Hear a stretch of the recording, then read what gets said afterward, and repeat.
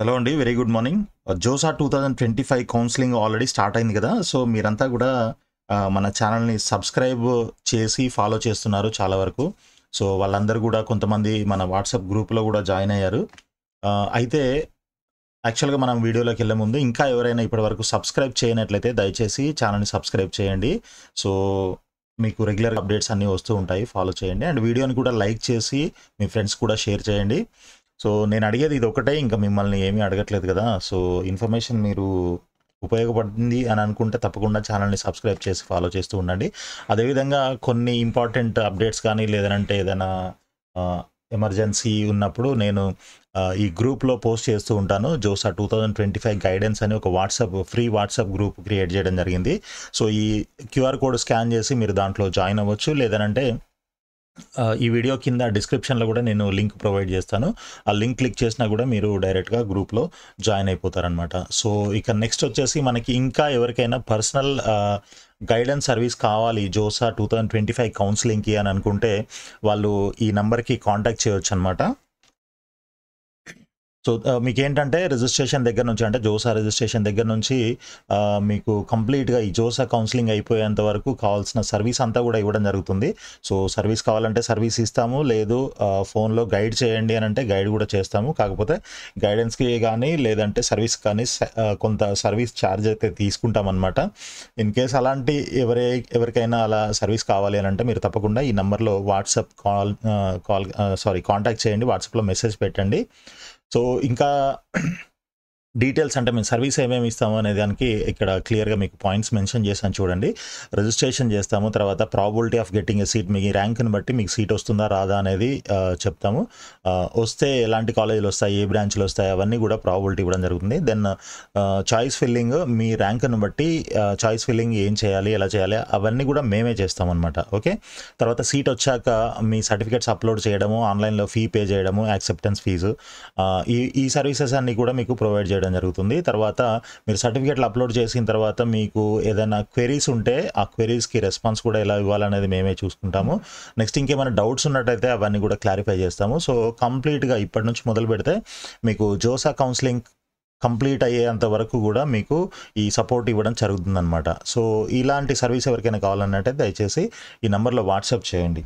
Right. Next ఇంకా వీడియోలోకి వెళ్ళిపోదాము.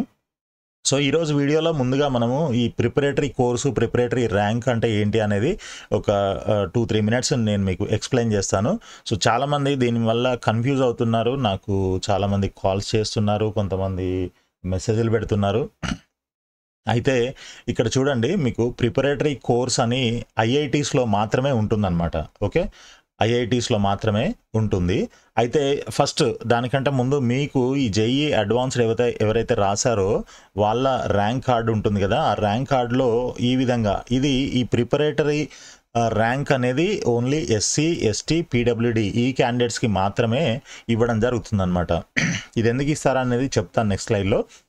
సో, ఈ ర్యాంక్ మీకు ఎలా చూపిస్తుంది అనంటే ఇక్కడ ఎస్సీ ర్యాంక్ మీ ర్యాంక్ మీకెంత వచ్చిందో ఆ ర్యాంక్. అంటే ఇది ప్రిపరేటరీ ర్యాంక్ అనమాట. Preparatory SC rank, preparatory ST rank, preparatory PWD rank. So, ఈ విధంగా మీకు ర్యాంక్ మెన్షన్ చేసి ఉంటుంది. సో, ఈ ర్యాంక్ చూసుకొని చాలామంది అరే మాకు ఇంత మంచి ర్యాంక్ వచ్చింది అని చెప్పేసి చాలా హ్యాపీగా ఫీల్ అవుతున్నారు. తర్వాత విషయం తెలిసి బాధపడుతున్నారనమాట. సో, కాబట్టి అసలు ఇదేంటి అనేది మీరు ఒకసారి చూసుకోండి. మీ ర్యాంక్ కార్డ్‌లో ఇలా ఉంది అనంటే అది ప్రిపరేటరీ ర్యాంక్ అనమాట. PREP-SC rank, PREP ST rank, PREP WD rank అని ఉన్నట్లయితే అది ప్రిపరేటరీ ర్యాంకు. అది యాక్చువల్ ర్యాంక్ కాదు. ఓకే. సో, యాక్చువల్ ర్యాంక్‌కి దీనికి డిఫరెన్స్ ఏంటి అనంటే యాక్చువల్ ర్యాంకు వల్ల మీకు డైరెక్ట్‌గా ఐఐటీలో B Tech admission first year admission ఇస్తారు. ఓకే. దీనికి అలా కాదు. ఈ ప్రిపరేటరీ ర్యాంక్‌కి మీకు ఒకవేళ మీరు చాయిస్ ఫిల్లింగ్ చేసుకున్నట్లయితే మీకు ఏదో ఒక ఐఐటీలో సీటు వచ్చింది అని అనుకుందాం. అది యాక్చువల్‌గా బీటెక్ సీట్ కాదు. అదేంటి అనంటే ప్రిపరేటరీ కోర్సు అనే ఒక కోర్స్ ఉంటుందన్నమాట. ఆ కోర్సు 1 ఇయర్ ఉంటుంది. ఆ 1 ఇయర్ కోర్స్‌కి మీకు అడ్మిషన్ ఇవ్వడం జరుగుతుందన్నమాట. సో, ఈ 1 ఇయర్ మీరు దాంట్లో సక్సెస్‌ఫుల్‌గా కంప్లీట్ చేసినట్లయితే ఆ తర్వాత ఇయర్‌లో మీకు అంటే ఇప్పుడు ఇది 25 అకాడమిక్ ఇయర్ కదా! 25, 26 కదా! సో, ఇప్పుడు మీకు ప్రిపరేటరీ ర్యాంక్ వచ్చింది అని అనుకుందాం. సో ఆ ప్రిపరేటరీ ర్యాంక్కి మీరు ఆప్షన్స్ పెట్టుకున్నారు. ఏదో ఒక ఐఐటీలో వచ్చింది అనుకుందాం. ఆ ఐఐటీలో వచ్చినప్పుడు మీరు దాంట్లో జాయిన్ అయితే అక్కడ మీకు 1 ఇయర్ ప్రిపరేటరీ కోర్స్ ఉంటుంది. ఆ కోర్సు 1 ఇయర్ తర్వాత ఎగ్జామ్ పెట్టి ఆ కోర్స్ సక్సెస్ఫుల్గా కంప్లీట్ చేసారనుకోండి, ఆ చేసిన వాళ్ళకి 25 కాకుండా 26 అకాడమిక్ ఇయర్ ఏదైతే ఉంటుందో అప్పుడు మీకు బీటెక్ ఫస్ట్ ఇయర్లో అడ్మిషన్ ఇస్తారనమాట. అర్థమవుతుందా? అంటే మీకు 1 ఇయర్ కోర్సు ప్రిపరేటరీ కోర్స్ ఉంటుంది. కోర్స్ తర్వాత బీటెక్లో జాయిన్ అవుతారు. ఏది ఈ కోర్స్ మీరు సక్సెస్ఫుల్గా కంప్లీట్ చేసినట్లయితే అప్పుడు మీకు మళ్ళీ జేఈ రాయాల్సిన అవసరము ఉండదు. సో ఈ కోర్స్ కంప్లీట్ చేసి డైరెక్ట్గా బీటెక్ అడ్మిషన్ తీసుకోవచ్చు. అది సక్సెస్ఫుల్గా కంప్లీట్ అయినతేనే. ఓకే, ఇన్ కేస్ దాంట్లో మీరు ఫెయిల్ అవ్వడం ఇట్లాంటిది ఏదైనా జరిగితే మేబీ మళ్ళీ మొదటికి వస్తుంది. అంటే మీరు ఇంకొక 1 ఇయర్ లాంగ్ టర్మ్ తీసుకొని ఐఐటి అడ్మిషన్ కోసం ట్రై చేస్తున్నారు అని అనుకోవచ్చు అనమాట. ఇది ఒకటి. రెండో పాయింట్ ఏంటంటే మీరు ఈ ప్రిపరేటరీ కోర్సు చేస్తూ కూడా అంటే ఇది సక్సెస్ఫుల్గా కంప్లీట్ అవుతుందో లేదో అని డౌట్ ఉన్న వాళ్ళు, లేదా సక్సెస్ఫుల్గా కంప్లీట్ అయినా కూడా ఇప్పుడు అదే ఐఐటీలో సీటు అదే ఐఐటీ కానీ లేదంటే వేరే ఏ ఐఐటీ వస్తుందా తెలియదు. అక్కడ వేకెన్సీస్ని బట్టి ఈ ప్రిపరేటరీ కోర్సు రన్ చేసే ఈ ఇన్స్టిట్యూషన్స్ని బట్టి మీకు అడ్మిషన్ ఇవ్వడం జరుగుతుందన్నమాట. సో అయితే దాంట్లో మరి దేంట్లో వస్తుందో తెలియదు, ఏ ప్రోగ్రామ్ వస్తుందో తెలియదు అని అనుకున్నప్పుడు మీరు మళ్ళీ జేఈ ఎగ్జామ్ రాయొచ్చు అనమాట. జేఈ మెయిన్ మళ్ళీ నెక్స్ట్ ఇయర్ కూడా జేఈ మెయిన్ రాసి జేఈ అడ్వాన్స్డ్ కూడా మళ్ళీ ఒకసారి అపియర్ అవ్వచ్చు. అప్పుడు మీకు ఒకవేళ జేఈలో మంచి ర్యాంక్ వచ్చింది అనుకోండి అడ్వాన్స్డ్లో, సో జోసా కౌన్సిలింగ్ ద్వారా మళ్ళీ మీరు చాయిస్ ఫిల్లింగ్ చేసుకొని ఏదో మంచి బ్రాంచ్ తీసుకోవడానికి ఛాన్స్ ఉంటుంది. లేదు ఇది అయినా ఉంటుంది అనమాట. ఈ 1 ఇయర్ కోర్స్ కంప్లీట్ అయిన తర్వాత మీకు బీటెక్ అడ్మిషన్ ఇస్తారు. ఇది మనకి ప్రిపరేటరీ కోర్స్కి సంబంధించిన ఫుల్ డీటెయిల్స్ అనమాట. ఇక్కడ 6 పాయింట్స్ ఉన్నాయి. మీరు కూడా చూడొచ్చు. మనకి జోసా వెబ్సైట్లో బిజినెస్ రూల్స్ అని డాక్యుమెంట్ ఉంటుంది. దాంట్లో ఎనెక్సర్ 5 అని ఉంటుంది. దాంట్లో దీనికి సంబంధించి ప్రిపరేటరీ కోర్సుకి సంబంధించి డీటెయిల్స్ అన్ని కూడా ఒక 6 పాయింట్స్లో మనకు మెన్షన్ చేశారనమాట. మీరు కావాలనంటే ఇది స్క్రీన్ షాట్ తీసుకొని కూడా మీరు చూసుకోవచ్చు. నేను మొత్తం డీటెయిల్గా ఎక్స్ప్లెయిన్ చేశాను 6 పాయింట్స్. సో ఇంకా నెక్స్ట్ ఫర్దర్గా మన వీడియోస్ చూసిన వాళ్ళు చాలామంది మరి మొత్తం చూస్తున్నారా లేదా తెలియదు. వాళ్ళు కొంతవరకే చూసి వాళ్ళు అంటే వాళ్ళు మొత్తం చూడకుండా, నేను ఎక్స్ప్లెయిన్ చేసినవన్నీ కూడా చూడకుండా మన ప్రీవియస్ వీడియోస్లో నేను చాలా డీటెయిల్డ్ ఇన్ఫర్మేషన్ అయితే ఇచ్చాను. అవన్నీ చూడట్లేదు అనుకుంటా. మళ్ళీ సార్ మా బాబుకి ఇంత ర్యాంక్ వచ్చింది ఎక్కడ వస్తుంది, మా పాపకి ఇంత ర్యాంక్ వచ్చింది ఎక్కడ వస్తుంది, వస్తుందా రాదా, ఇలాంటి క్వశ్చన్స్ అన్నీ అడుగుతున్నారు. సో దానికి ఒకసారి మళ్ళీ ఆన్సర్ చేద్దామని చెప్పేసి నేను ఈ probability of getting seat based on previous year closing ranks, మీ ర్యాంక్ని బట్టి ఏంటి ఎలా ఉన్నాయి అనేది ఒకసారి తెలుసుకునే ప్రయత్నం చేద్దాం ఈ వీడియోలో. సో ఇక్కడ చూడండి, ఈ స్క్రీన్ షాట్స్ నేను ఆల్రెడీ మన వాట్సాప్ గ్రూప్లో కూడా షేర్ చేశాను.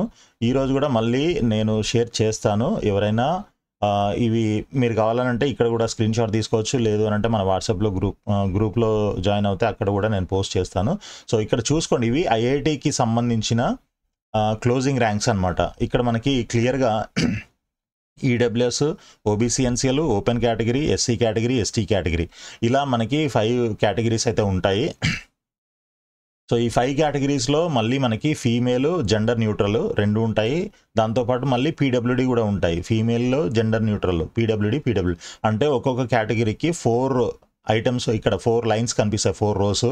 ఈ 4 రోస్లో మీకు సంబంధించిన రో ఏది అనేది మీరు ఒకసారి చూసుకోవచ్చు.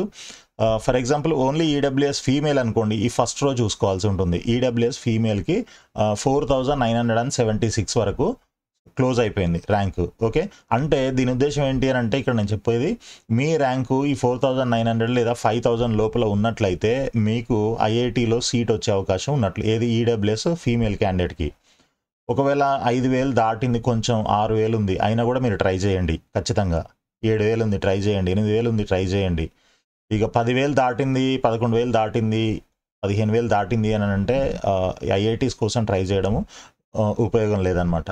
సో ఇక మీకు ఈ 5000 లోపల ఉంది, 4000 ఉంది, 3000 ఉంది, 2000 ఉంది అని అనుకుంటే మీకు 2000కి ఎటువంటి ఐఐటీస్ వస్తాయి అనేది, ఎటువంటి ప్రోగ్రామ్స్ వస్తాయి అనేది మీరు ప్రాబిలిటీ చెక్ చేసుకోవచ్చు. అది మన జోసా వెబ్సైట్లో previous year cut off ranks అన్నీ ఉన్నాయి.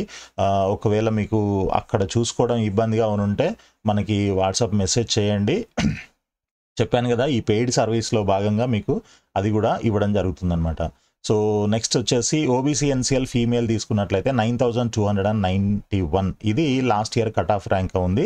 సో ఈ సంవత్సరం కూడా మీరు ఇదే ర్యాంకు లేదా ఇంతకంటే ఒక 1000-2000 అటు ఇటు ఎక్కువగా మీరు తీసుకోవచ్చు.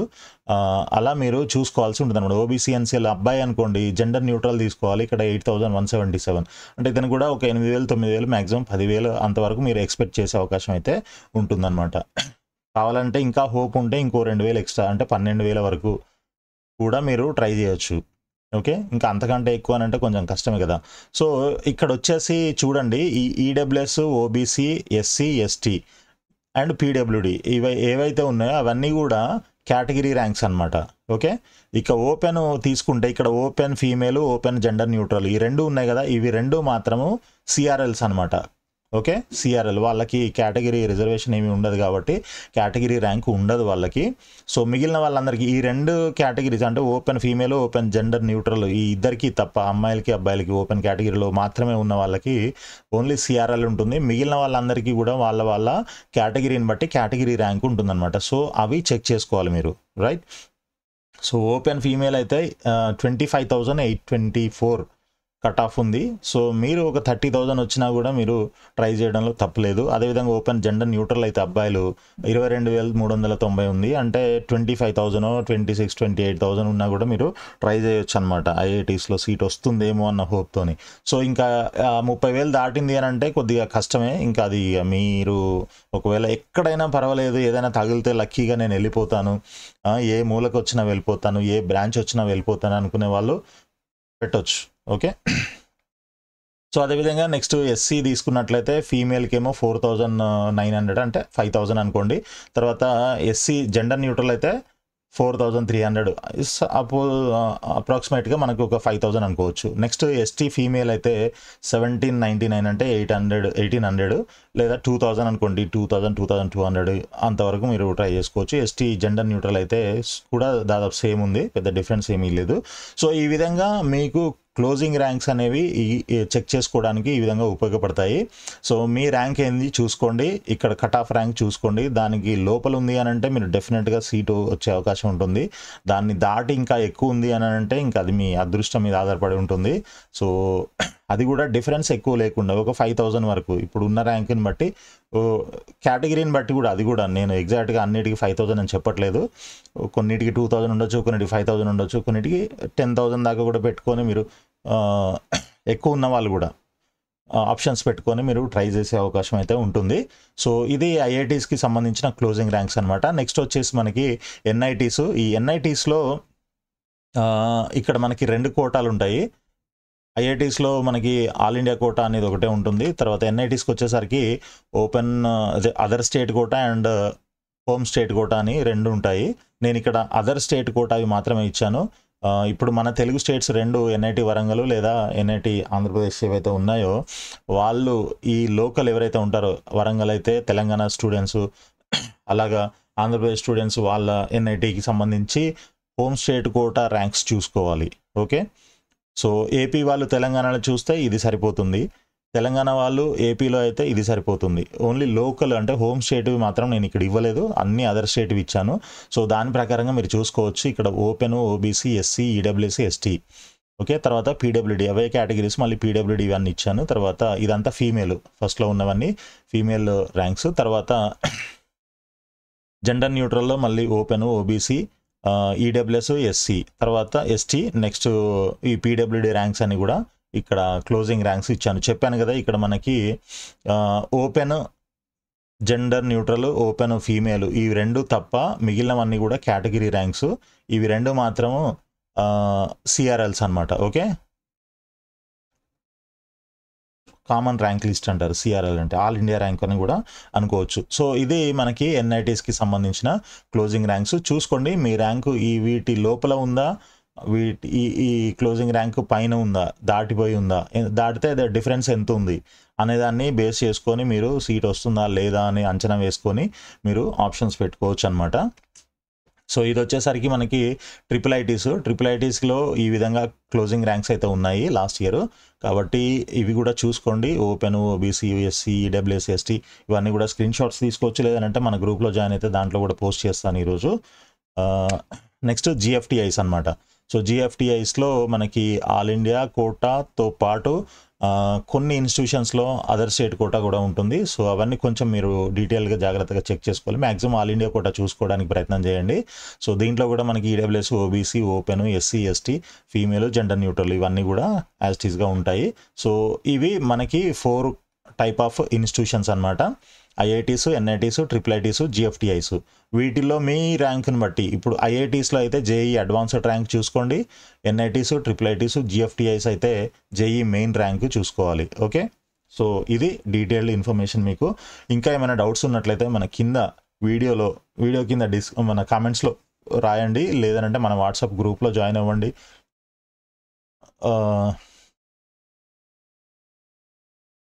వాట్సాప్లో కూడా కొంతమంది అడుగుతున్నారు, బట్ నేను వీలున్నంత వరకు ఆన్సర్ చేయడానికి ట్రై చేస్తున్నాను. బట్ ఎవరికైనా ఆన్సర్ చేయకపోయినట్లయితే దయచేసి క్షమించండి. ఎందుకనంటే చాలా ఎక్కువ వస్తున్నాయి క్వెరీస్, అందరినీ సాటిస్ఫై చేయలేకపోవచ్చు. మేబీ దయచేసి ఏమీ అనుకోకండి. సో తప్పకుండా మ్యాక్సిమం ఇన్ఫర్మేషన్ నేనైతే వీడియోలోనే చెప్పేస్తున్నాను. ఆప్షన్స్ ఎలా పెట్టుకోవాలి, ప్రయారిటీస్ ఏంటి, ఇన్స్టిట్యూషన్ ప్రయారిటీస్, ఇవన్నీ కూడా నేను ప్రీవియస్ వీడియోస్లో క్లియర్గా ఎక్స్ప్లెయిన్ చేస్తున్నాను. ఇవన్నీ మీరు స్కిప్ చేయకుండా చూస్తేనే అర్థమవుతాయి. మీరేదో మీ పైన చూసేసి వదిలేస్తే మీకు అర్థం కావు. మీరు చూడకుండా అడుగుతున్నారు క్వశ్చన్స్, నాకు అర్థమవుతుంది. మీరు వీడియో మొత్తం చూడకుండా క్వశ్చన్స్ అడుగుతున్నారని తెలుస్తుంది. కాబట్టి అందుకనే ఇప్పుడు మళ్ళీ ఈరోజు ఇది ఆల్రెడీ ఇంతకుముందు కూడా చేశాను వీడియో ఈ క్లోజింగ్ ర్యాంక్స్తోని, బట్ మళ్ళీ ఒకసారి చేస్తున్నా. ఎందుకు అని అంటే నాకు మ్యాక్సిమం ఇవే క్వశ్చన్స్ వస్తున్నాయి. ఇంత ర్యాంక్ వచ్చింది, మాకు సీట్ వస్తుందా, అంత ర్యాంక్ వచ్చింది, సీట్ వస్తుందా, ఇవే క్వశ్చన్స్ ఉంటున్నాయి. కాబట్టి నేను మళ్ళీ ఇది వీడియో చేస్తున్నాను. సో మొత్తానికి ఇది మనకి ఇప్పటి వరకు ఉన్నది. ఇక మీకు స్కెడ్యూల్కి సంబంధించి మనం ఆల్రెడీ ప్రీవియస్ వీడియోస్లో చాలా వరకు మాట్లాడాము. ఈ స్కెడ్యూల్ ఆల్రెడీ 3 తారీఖు నుంచి స్టార్ట్ అయింది రిజిస్ట్రేషన్, చాయిస్ ఫిల్లింగ్. మనకి 8వ తారీఖు లోపల మీరు ఆప్షన్స్ పెట్టినట్లయితే 9వ తారీఖు రోజు మీరు పెట్టిన ఆప్షన్స్ని బట్టి ఇంకా ఎంతమంది పెట్టారు ఇలాంటివన్నీ బేస్ చేసుకొని మీకు ఒక మార్క్ సీట్ అలొకేషన్ అనేది ఉంటుంది. సో దాన్ని బట్టి చూసుకోవచ్చు మీకు ఎక్కడ సీట్ వస్తుందా, అసలు వచ్చిందా రాలేదా, మీరు పెట్టిన ఎన్ని ఆప్షన్లు పెట్టారు, ఎన్నో ఆప్షన్ వచ్చింది, సో వాటిని ఏమైనా మోడిఫై చేయాలా, ఇలాంటివన్నీ కూడా మీరు చెక్ చేసుకోవచ్చు అనమాట. సో ఫస్ట్ మార్క్ అలాట్మెంట్ 9వ తారీఖు ఉంటుంది, సెకండ్ మార్క్ అలాట్మెంట్ 11th ఉంటుంది. సో ఈ 2 రోజుల తర్వాత కూడా మీరు చెక్ చేసుకొని మోడిఫై చేసుకోవచ్చు. 12వ తారీఖు లాస్ట్ డేటు, ఆ 12 రోజు కూడా మీరు మోడిఫై చేసుకునే అవకాశం అయితే ఉంటుంది. ఆ తర్వాత ఫ్రీజ్ అయిపోతాయి, లాక్ అయిపోతాయి. మీరు లాక్ చేసినా చేయకపోయినా అవి ఆటోమేటిక్గా మీరు సేవ్ చేసిన అన్ని ఆప్షన్స్ అన్నీ కూడా లాక్ అయిపోతాయి. తర్వాత మీరు 12వ తారీఖు తర్వాత మీరు మోడిఫై చేయలేరు, రైట్. ఇంకా మీరు ఆ తర్వాత మనకి ఎన్ఐటీ ప్లస్ సిస్టమ్స్ అంటే ఎన్ఐటీస్, ట్రిపుల్ ఐటీస్, జిఎఫ్టిఐస్ అయితే 5 రౌండ్స్ ఉంటున్నాయి ఈసారి. ఐఐటీస్కి అయితే 6th రౌండ్ కూడా ఉంది. కాబట్టి ఆ రౌండ్ ఫర్దర్ రౌండ్స్ ఏవైతే ఉన్నాయో 1, 2, 3, 4 ఈ రౌండ్స్ అన్నిటికీ మీరు సపరేట్గా మళ్ళీ ఆప్షన్స్ పెట్టాల్సిన అవసరము ఉండదు. సో ఏం పెట్టినా కూడా మీరు ఈ 12వ తారీఖు లోపలనే మీరు పెట్టాల్సిన ఆప్షన్స్ అన్నీ పెట్టాలి. ఆ పెట్టిన ఆప్షన్సే ఈ 5 రౌండ్లకి 6 రౌండ్లకి కన్సిడర్ చేస్తారు. సో ఈసారి రాకపోతే నెక్స్ట్ రౌండ్లో మళ్ళీ పెట్టుకుందాము, ఇంకొన్ని యాడ్ చేద్దాము, ఇట్లాంటి ఆలోచనలు పెట్టుకోకండి. ఆ ఛాన్స్ ఉండదు మీకు, రైట్. ఇవన్నీ కూడా నేను ప్రతి వీడియోలో ఎక్స్ప్లెయిన్ చేస్తున్నాను. ఎందుకంటే చాలా జాగ్రత్తగా, ఎందుకంటే చిన్న మిస్టేక్ చేసినా కూడా చాలామంది సీటు లాస్ అవుతున్నారు. వాళ్ళకి మంచి ర్యాంక్ వచ్చినా కూడా సీట్ రాలేని పరిస్థితి అనమాట. కాబట్టి అలాంటి మిస్టేక్స్ చేయొద్దన్న ఉద్దేశంతోనే ఇంతగానో చెప్తున్నాను. దయచేసి వీడియోని మొత్తం చూడడానికి ట్రై చేయండి. ఇందులో తప్పేముంది, ఒక 1/2 అవర్ స్పెండ్ చేస్తే నష్టమేం లేదు కదా. దయచేసి అర్థం చేసుకోండి. ఓకే, ఆల్ ది బెస్ట్ అండి. Thank you so much. వీడియోని లైక్ చేసి మీ ఫ్రెండ్స్కి షేర్ చేయండి. అదేవిధంగా ఛానల్ని సబ్స్క్రైబ్ చేసి ఫాలో చేస్తూ ఉండండి. చాలామంది చూస్తున్నారు కానీ సబ్స్క్రైబ్ చేయట్లేదు. మీరేమి డబ్బులు కట్టట్లేదు కదా, కనీసం సబ్స్క్రైబ్ చేసి లైక్ చేయండి, కింద కామెంట్ పెట్టండి, మీ ఫ్రెండ్స్కి షేర్ చేయండి ప్లీజ్.